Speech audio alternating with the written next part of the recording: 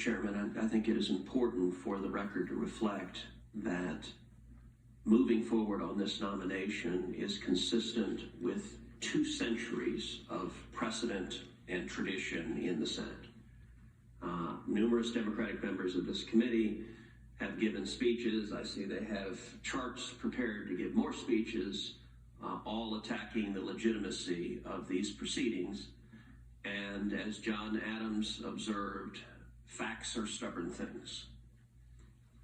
The scenario of a Supreme Court vacancy occurring during a presidential election year is not a new thing.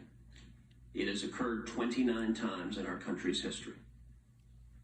Presidents have made nominations all 29 times. The precedent is unequivocal and uniform. When a vacancy occurs in a presidential election year, the president makes a nomination. That includes Republicans, that includes Democrats. A total of 44 people have served as President of the United States. 22 of them, half, have made a Supreme Court nomination during a presidential election year. What has the Senate done? Again, the precedent is clear. Of those 29, 19 of those occurred when the President and the Senate were of the same party. Of those 19, the Senate confirmed 17 of them. The precedent is clear for a long, long time that if the President and Senate are of the same party, the Senate, in all but extraordinary circumstances, confirms that nominee.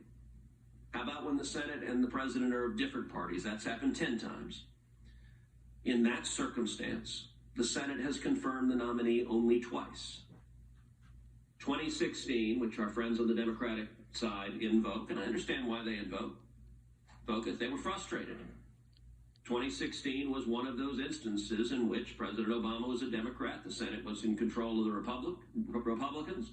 They had differing views on the kind of justices that should serve on the court. And so the election resolved those views. One example that has been pointed to, Senator Klobuchar just pointed to it, Senator Harris at the vice presidential debate previously pointed to it, was Abraham Lincoln. We are told that Honest Abe, the founder of the Republican Party, showed the example for why we should not be proceeding on this. I think it's worth noting that example misses a lot of the story.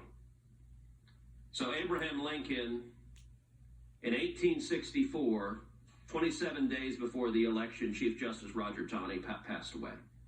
Roger Taney, by the way, had been the author of the infamous Dred Scott decision, an abominable decision of the Supreme Court. So suddenly there was a vacancy 27 days before the election. Senator Klobuchar and Senator Harris before her both pointed out the fact that Abraham Lincoln did not make a nomination in those 27 days. What both of them omitted was that the Senate wasn't here. The Senate had left. They had gone home. This was not the age of jet travel. This was not the age of commuting every weekend, jumping on a United flight. They were gone, and the Senate would not return until December. So there was no Senate physically present to confirm that nominee. When the Senate did return in December, Abraham Lincoln nominated in December a justice to fill that seat, Salmon Chase, which the Senate confirmed the next day. 24 hours later, they confirmed him. I would note also that Abraham Lincoln was in the midst of a presidential re-election, and as Doris Kearns Goodwin writes so beautifully in Team of Rivals, he was very good at assembling the political coalition he needed to win, and so he had multiple factions of the Republican Party that were splintered. Some things haven't changed from 1864.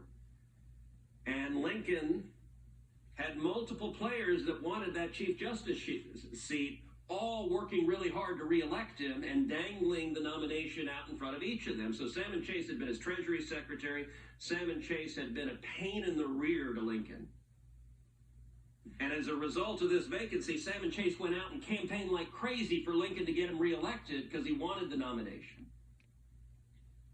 None of that should be shocking as a matter of history. and there are many members of this committee that enjoy being students of history. But to suggest that that is somehow a precedent and that requires us not to fill this vacancy now is, well, I actually can't put it better than the Washington Post, who fact-checked Senator Harris on this claim.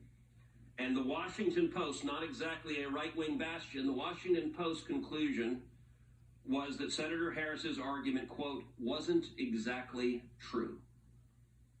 So I recognize that our Democratic friends wish a different president had been elected in 2016. I'm sympathetic to those arguments. I recognize that our Democratic friends wish there was a Democratic majority in the Senate, but the voters decided otherwise, and so this committee moving forward is consistent with over 200 years of history at present.